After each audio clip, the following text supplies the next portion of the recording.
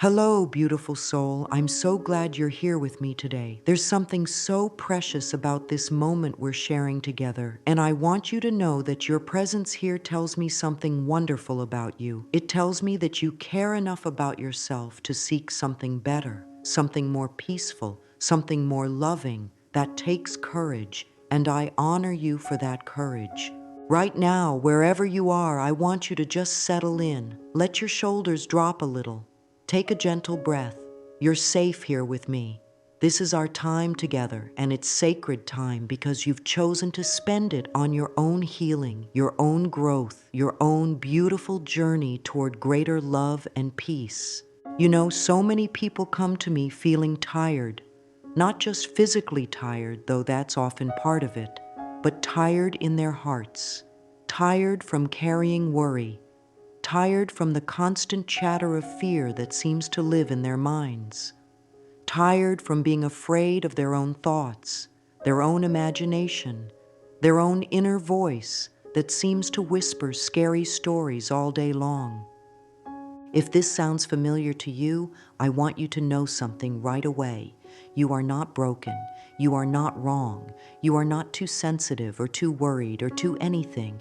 You are a beautiful human being who has learned some habits of thinking that no longer serve you. And the most wonderful thing about habits is that they can be changed, one gentle moment at a time. Today, we're going to talk about something that might surprise you. We're going to talk about how much you deserve to feel safe in your own mind. We're going to explore what it means to love yourself enough to stop frightening yourself with your own thoughts. Because that's what's happening, isn't it? Somewhere along the way, we learn to use our beautiful, creative, powerful minds to scare ourselves instead of to comfort ourselves.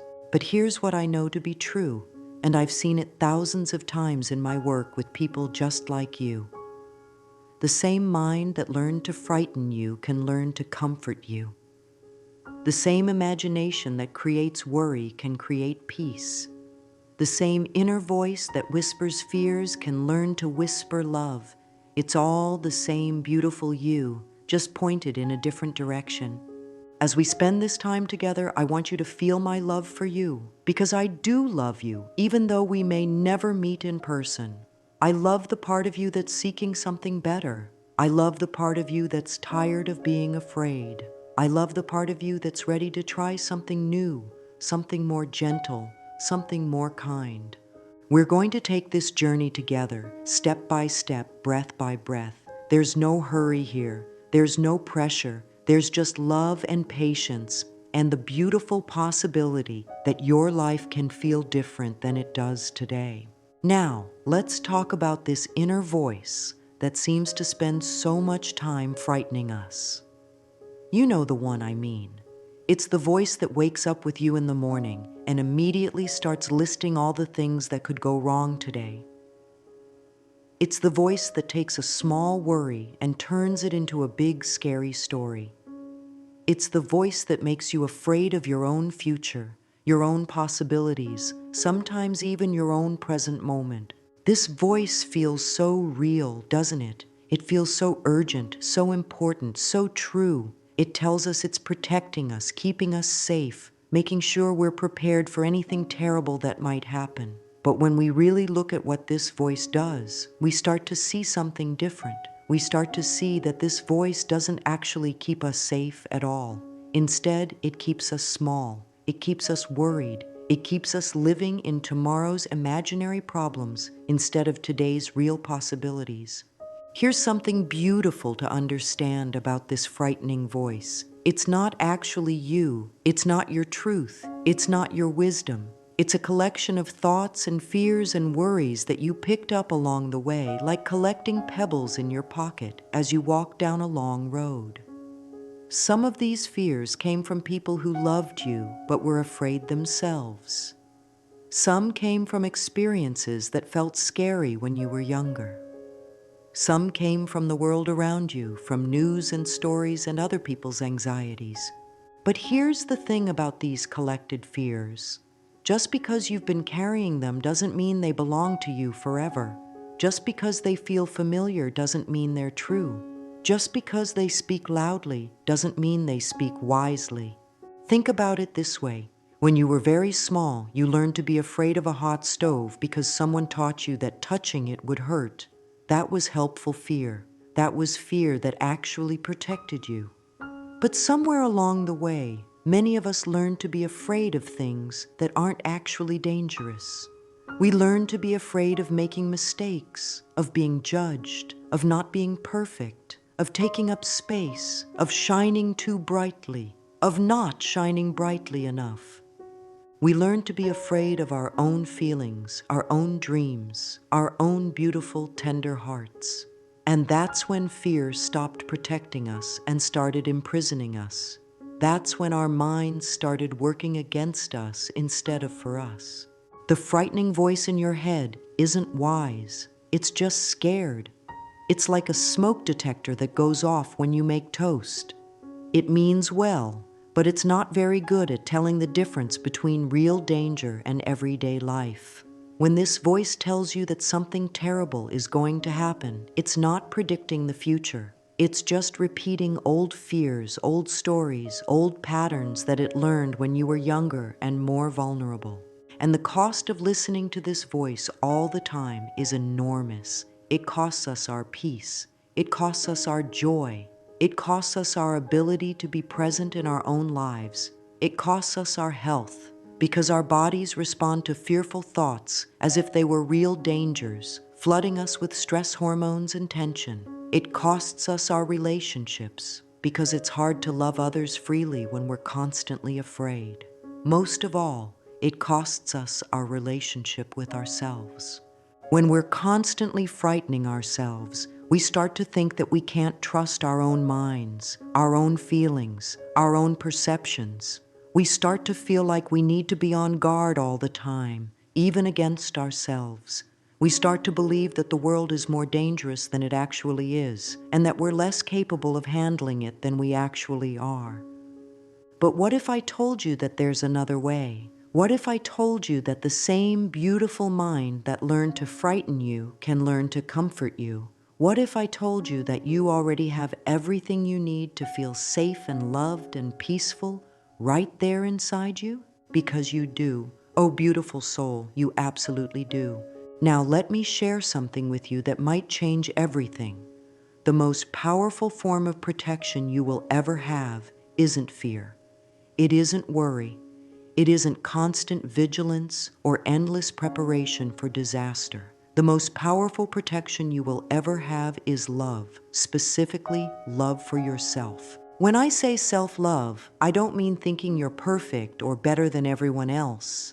I don't mean never being careful or never paying attention to real dangers. I mean treating yourself with the same kindness, patience, and compassion that you would offer to someone you deeply care about. Self-love means speaking to yourself the way you would speak to a beloved friend who's going through a hard time. It means giving yourself permission to make mistakes and learn from them. It means trusting your own ability to handle whatever life brings you. It means believing that you are worthy of peace, joy, safety, and all good things, not because you've earned them or because you're perfect, but simply because you exist. And here's why self-love is such powerful protection. When you truly love yourself, you make different choices. You choose thoughts that feel good instead of thoughts that feel scary. You choose activities that nourish you instead of activities that drain you. You choose relationships that honor you instead of relationships that diminish you. You choose to speak to yourself with kindness instead of cruelty. When you love yourself, you don't need to be constantly afraid because you trust yourself to handle whatever comes. You know that even if something difficult happens, you'll figure it out. You'll ask for help if you need it. You'll take it one step at a time. You'll treat yourself with compassion through the process. Your body knows the difference between love and fear, and it responds accordingly. When your mind is full of fearful thoughts, your body tenses up. Your breathing becomes shallow, your heart races, your muscles clench, your digestion slows down, your immune system weakens. Fear thoughts create a body that feels unsafe, uncomfortable, and unhealthy. But when your mind is full of loving thoughts, when you're speaking to yourself with kindness and treating yourself with care, your body relaxes, your breathing deepens, your heart rate slows to a peaceful rhythm, your muscles soften, your digestion works properly, your immune system strengthens. Love thoughts create a body that feels safe, comfortable, and healthy. This isn't just spiritual truth. This is scientific truth. When we think loving thoughts about ourselves, our brains release chemicals that make us feel good and help our bodies function well. When we think fearful thoughts about ourselves, our brains release stress chemicals that make us feel bad and interfere with our body's natural healing processes. So when you choose to love yourself instead of frighten yourself, you're not just being nice, you're not just being positive, you're actually creating the optimal conditions for your own health, happiness, and well-being. You're choosing to work with your body instead of against it. You're choosing to be your own best friend instead of your own worst enemy. And here's something else beautiful about self-love as protection. When you truly love yourself, you become much better at recognizing what actually deserves your attention and what doesn't. Fear makes everything seem urgent and dangerous. Love helps you discern what's real and what's just your imagination running wild. When you love yourself, you can ask gentle questions like, is this thought helping me or hurting me? Is this worry about something I can actually do something about? Or is it just my mind spinning stories? Is this fear based on what's actually happening right now? Or is it based on what might happen someday, maybe possibly, if everything goes wrong? Love gives you perspective that fear never can. Love helps you see that most of the things you worry about never actually happen. Love helps you remember all the times you've been afraid before and everything turned out fine. Love helps you trust in your own resilience, your own wisdom, your own ability to learn and grow and handle whatever life brings. When you love yourself enough to stop scaring yourself, you discover something wonderful. You discover that you are so much stronger, so much wiser, so much more capable than your fears ever told you. You discover that the world is generally much safer and much more beautiful than your worried mind believed. You discover that you can trust yourself, trust life, and trust love to guide you forward. This doesn't mean nothing difficult will ever happen. Life includes challenges, and that's normal and natural. But when you approach life from love instead of fear, you meet those challenges with confidence instead of panic. You meet them with curiosity instead of dread. You meet them knowing that whatever happens, you'll figure it out because you always have before. Now that we understand how love can be our greatest protection, let's take a gentle look at the specific ways we might be frightening ourselves. Because once we can see these patterns clearly, without judgment, we can begin to choose something different. You see, each of us has developed our own unique ways of creating fear in our minds. It's like we each have our own personal recipe for worry, and we've gotten very good at making it. But just as we learn these recipes, we can learn new ones. We can learn to cook up peace instead of panic, love instead of worry, trust instead of fear. Some of us are what I like to call future frighteners. We spend most of our mental energy living in tomorrow, next week, next year, imagining all the things that could go wrong. We create elaborate stories about disasters that haven't happened and probably never will. We worry about losing our jobs, our health, our loved ones, our homes. We worry about making the wrong decisions, missing opportunities, not being good enough, not having enough. If this sounds like you, I want you to know something beautiful. Your ability to imagine the future is actually a gift. It means you have a creative, intelligent mind that can plan and prepare and dream. The only problem is that you're using this gift to scare yourself instead of to inspire yourself. But we can change that. we can teach your beautiful, creative mind to imagine wonderful possibilities instead of terrible ones. Others among us are past frighteners. We spend our mental energy reliving old hurts, old mistakes, old embarrassments. We replay conversations that didn't go well. We remember times when we felt rejected, abandoned, or not good enough. We carry old wounds like heavy bags, refusing to put them down because we think they're protecting us from being hurt again. If this is your pattern, I want you to know that your ability to remember and learn from experience is also a gift. It shows that you care deeply, that you want to do better, that you have a tender heart. The only problem is that you're using this gift to punish yourself instead of to grow yourself. But we can change that too. We can teach your caring, learning mind to focus on the lessons instead of the pain, on the growth instead of the guilt. Still others are present moment frighteners. We take whatever is happening right now and make it bigger, scarier, more urgent than it actually is. A small disagreement becomes a relationship crisis. A minor health issue becomes a major catastrophe. A work challenge becomes proof that we're failures. We turn molehills into mountains with the speed of lightning. If this is your way, I want you to know that your ability to pay attention to what's happening right now is precious. It means you're present, you're aware, you're engaged with life. The only issue is that you're using this presence to magnify problems instead of to notice beauty. But this too can change. We can teach your attentive, present mind to see the fullness of each moment, not just the parts that worry you. Some of us combine all these patterns. We frighten ourselves about the past, the present, and the future. We're like fear artists, creating masterpieces of worry that span all of time. We wake up afraid of the day ahead, spend the day afraid of what's happening, and go to bed afraid of what we did wrong.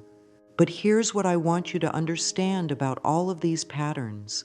They're just habits. They're not truth. They're not prophecy. They're not even really you. They're just mental habits that got started somewhere along the way and have been running on automatic ever since. Maybe you learned to worry from a parent who was always anxious. Maybe you learned to expect the worst because some difficult things happened when you were young. Maybe you learned to be afraid of making mistakes because someone important to you couldn't tolerate imperfection. Maybe you learned to frighten yourself because it felt like the only way to stay safe in an unpredictable world. Whatever way these patterns started, they made sense at the time. They were your mind's attempt to protect you, to prepare you, to keep you from being hurt or disappointed. Your mind was doing the best it could with what it knew then, but now you know more. Now you can choose differently. The first step in changing these patterns is simply noticing them with kindness, not judging them, not fighting them, just seeing them clearly. When you catch yourself starting to spin a scary story about the future, you can gently say to yourself, "Oh, there I go, future frightening again." That's just an old habit. I don't have to believe every story my mind tells me. When you notice yourself replaying old hurts, you can lovingly remind yourself, there I am, living in the past again. But that was then, and this is now. I'm safe here in this moment. When you feel yourself making today's small challenges into enormous problems, you can kindly observe, I'm making this bigger than it needs to be. Let me take a breath and see what's actually happening right now. This gentle noticing is like becoming a loving observer of your own mind. You start to see that you are not your thoughts. You are the one who notices your thoughts. And the one who notices can choose which thoughts to believe and which thoughts to simply let pass by like clouds in the sky. As you practice this loving awareness, something beautiful begins to happen. You start to hear another voice. It's been there all along, but it's been very quiet, often drowned out by the loud, demanding voice of fear. This other voice is gentle, it's patient, it's wise, it's loving, This is your true voice, your authentic self, your inner wisdom speaking. This loving voice doesn't shout. It doesn't demand attention. It doesn't create emergencies or drama. It simply offers gentle guidance, quiet comfort, and steady reassurance. It's the voice that says, "You're doing fine. Take a deep breath. Everything is working out. You can handle this. You are loved." This voice has been with you since you were born. It's the same voice that guided you when you were learning to walk, encouraging you to try again each time you fell. It's the voice that comforted you when you were hurt, that celebrated with you when you succeeded, that believed in you even when no one else did. This loving voice is your true nature speaking. It's the part of you that is connected to love, to wisdom, to peace, to all the good in the universe. It's the part of you that knows you are worthy, capable, and safe. It's the part of you that remembers who you really are underneath all the fear and worry and self-doubt. The difference between your fearful voice and your loving voice is dramatic. Your fearful voice speaks in urgencies and emergencies. It uses words like always and never and terrible and disaster. It makes everything sound immediate and catastrophic. It tells you that you must figure everything out right now, that you must be perfect, that you must control everything, or something awful will happen. Your loving voice speaks in gentle truths and patient wisdom. It uses words like trust and breathe and one step at a time and all is well. It reminds you that most things work out, that you don't have to be perfect, that you can take your time, that you're learning and growing, and that's exactly what you're supposed to be doing. Your fearful voice makes you feel small, weak, and powerless. Your loving voice reminds you that you are strong, capable, and connected to infinite love and wisdom. Your fearful voice looks for problems. Your loving voice looks for possibilities. Your fearful voice assumes the worst. Your loving voice hopes for the best. Your fearful voice separates you from others, making you feel alone and different. Your loving voice connects you to others, reminding you that we're all doing our best. We're all learning. We're all worthy of love and understanding. The more you listen for this loving voice, the clearer it becomes. The more you trust it, the stronger it grows. The more you follow its guidance, the more peaceful and joyful your life becomes. Now, you might be wondering how exactly to shift from listening to the fearful voice to listening to the loving voice. How do you actually make this change in your daily life? How do you break patterns that feel so automatic and strong? The beautiful truth is that this shift can happen gently, gradually, one moment at a time. You don't have to completely transform overnight. You don't have to be perfect at it. You just have to be willing to try, one breath at a time, one thought at a time, one choice at a time. The first tool I want to share with you is the power of the pause. When you notice that fearful voice starting up, when you feel that familiar tightness in your chest or that racing feeling in your mind, you can simply pause. Take one slow, deep breath, just one. In that breath, in that pause, you create a space between the fearful thought and your response to it. In that space, you can ask yourself a gentle question.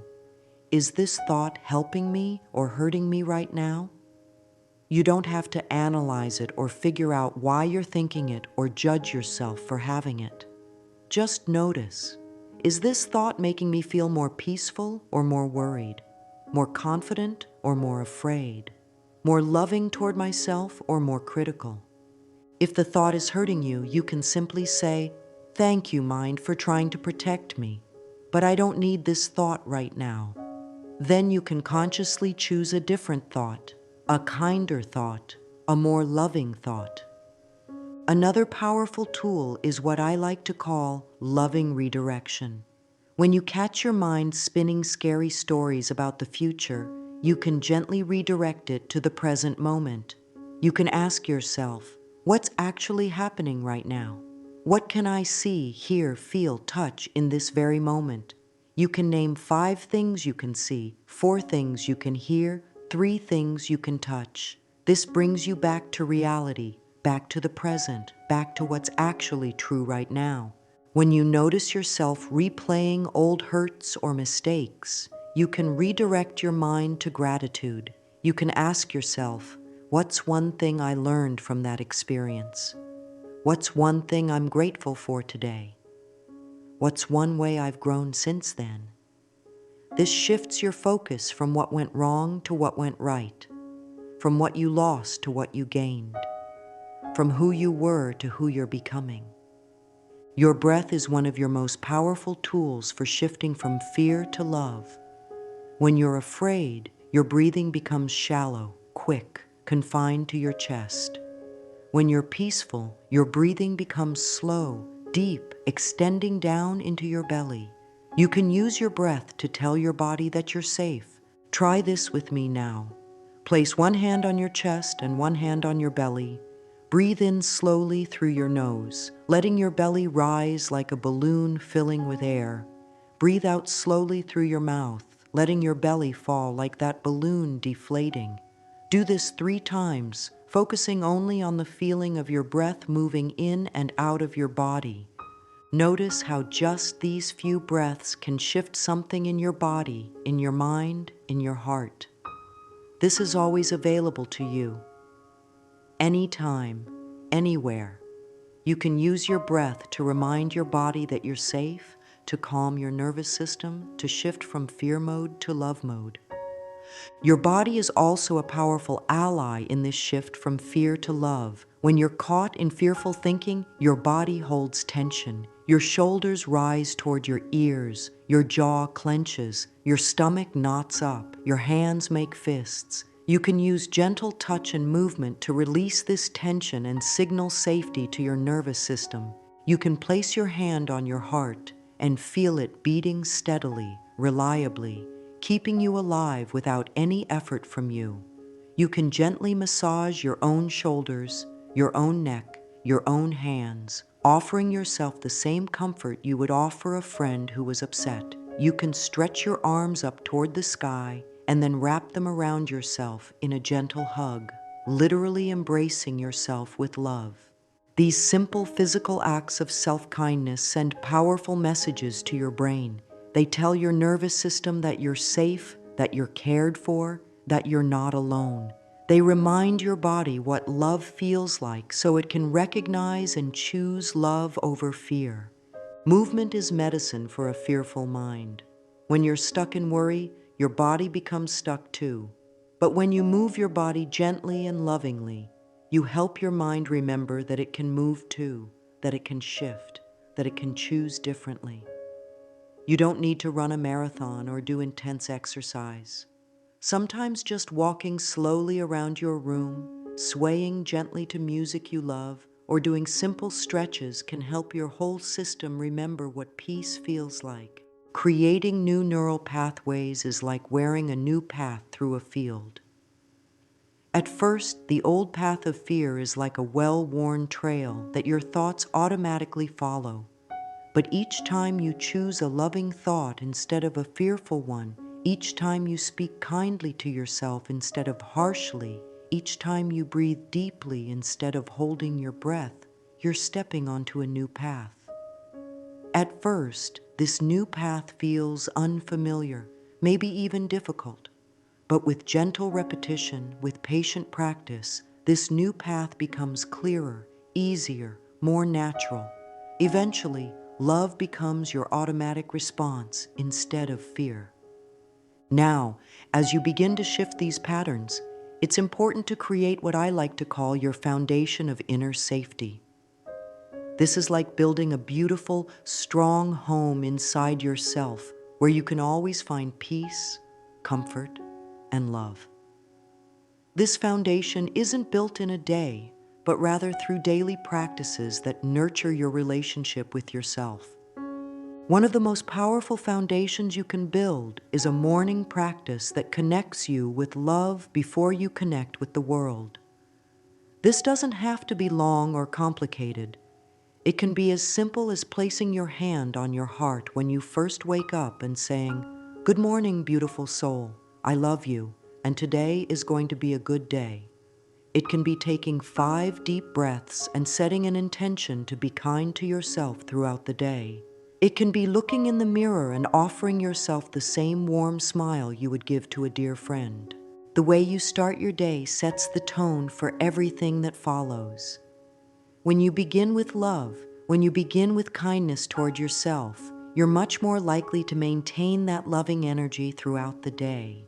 When you begin with worry or harsh self-criticism, you're starting from a place of fear that tends to grow stronger as the day goes on.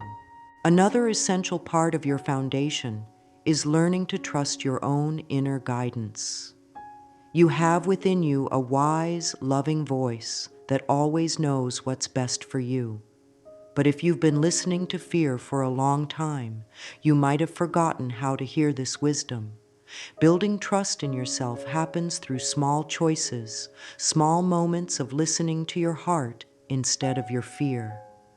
When you're making a decision, instead of immediately going to worry about all the things that could go wrong, you can pause and ask your heart, what feels right?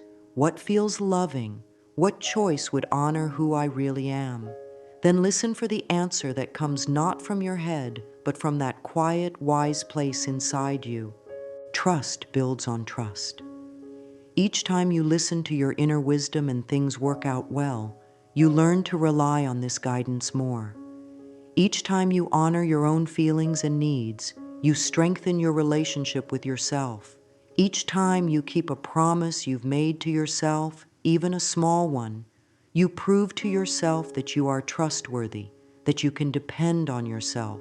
Creating physical spaces that support your peace is also part of this foundation. This might mean having a special corner in your home where you can sit quietly, breathe deeply, and connect with love. It might mean keeping fresh flowers or plants around you to remind you of life's natural beauty. It might mean playing gentle music that soothes your nervous system or burning candles that help you feel calm and sacred. Your environment affects your inner state more than you might realize. When you surround yourself with beauty, peace, and love, it becomes easier to feel beautiful, peaceful, and loved. You're not trying to escape from life or create a perfect bubble. You're simply creating spaces that support your highest good, that remind you of who you really are beneath all the worry and fear. Part of building this foundation is also learning to be patient with yourself as you change. Change doesn't happen overnight, and there will be days when you fall back into old patterns of fear. This doesn't mean you're failing or doing anything wrong. It just means you're human, and humans learn through practice, through repetition, through gentle correction, rather than harsh judgment. When you notice yourself slipping back into fearful thinking, you can treat yourself the way you would treat a small child who's learning to walk. You wouldn't yell at that child for falling down. You wouldn't tell them they're hopeless or stupid. You would gently help them up, dust them off, give them encouragement, and trust that they'll keep learning, keep growing, keep getting stronger. This is how change happens in the realm of the heart and mind, not through force or criticism, but through love, patience, and gentle persistence. Each time you choose love over fear, you're building strength. Each time you speak kindly to yourself instead of harshly, you're creating new patterns. Each time you trust yourself instead of doubting yourself, you're laying another stone in the foundation of your inner safety. As this foundation grows stronger, you'll find that you need less and less from the outside world to feel secure. You'll discover that your peace doesn't depend on everything going perfectly. Your happiness doesn't depend on everyone approving of you. Your sense of safety doesn't depend on controlling every outcome. Instead, these beautiful feelings come from within, from your own loving relationship with yourself. Now let's talk about something that might be at the very root of why we learned to frighten ourselves in the first place. Somewhere along the way, many of us picked up stories about ourselves, about life, about what it means to be safe and loved in this world. These stories felt true at the time, and they shaped how we learned to think and feel and respond to life. Maybe you picked up the story that you have to be perfect to be loved. Maybe you learned that the world is a dangerous place and you can't trust anyone.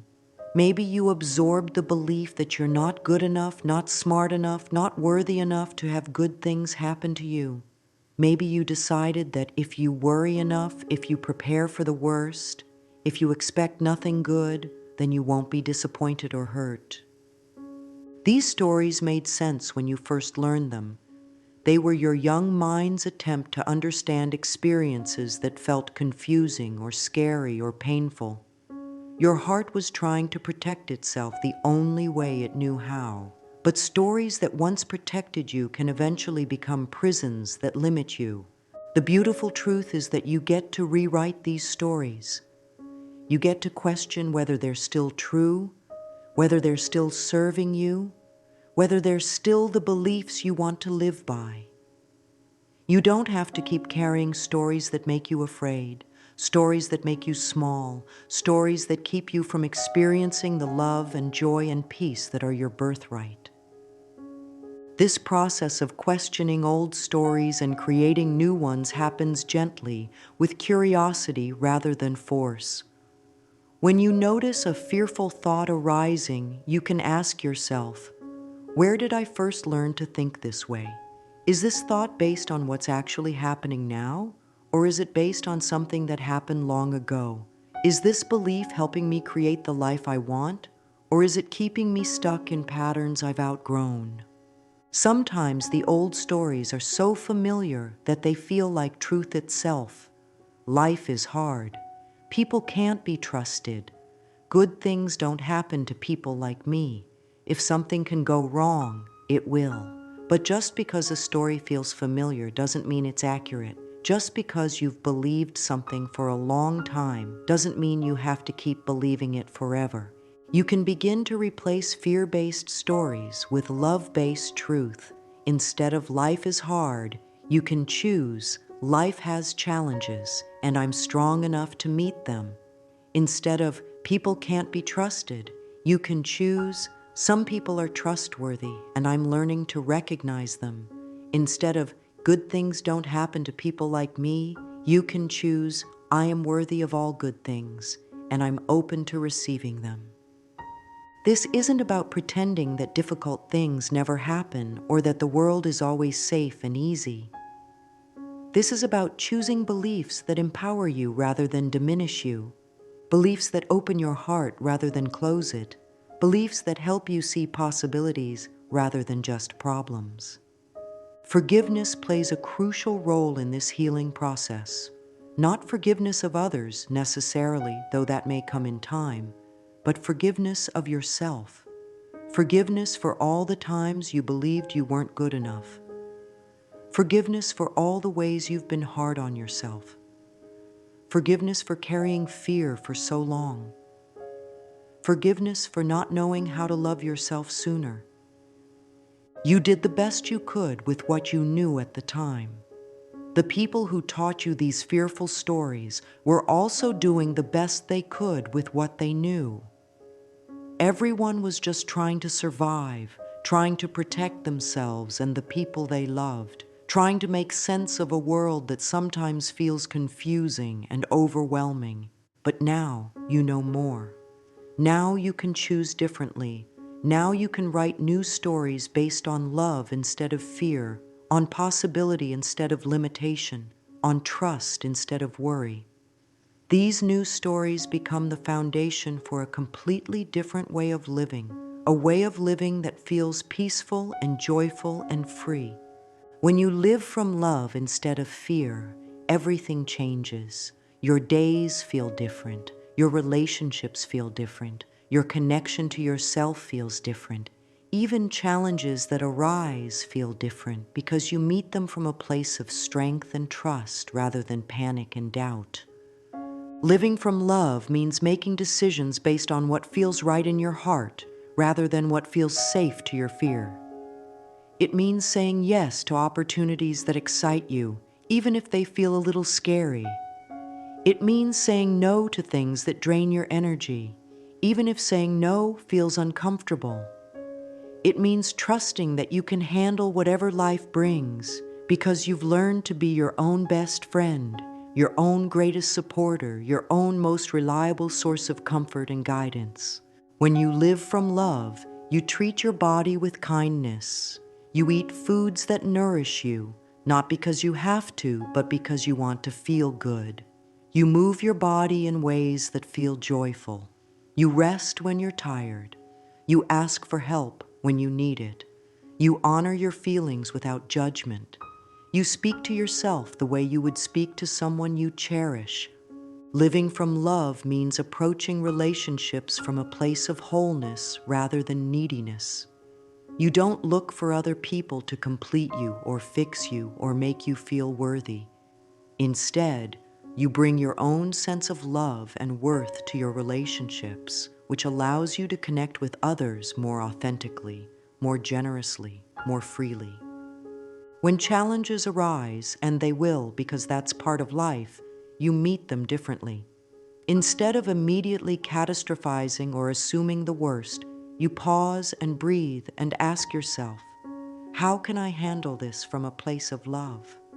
What would love do in this situation? How can I care for myself through this experience? You discover that you're much more resilient than your fear ever told you.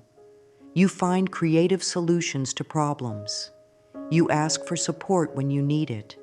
You take things one step at a time instead of trying to solve everything at once.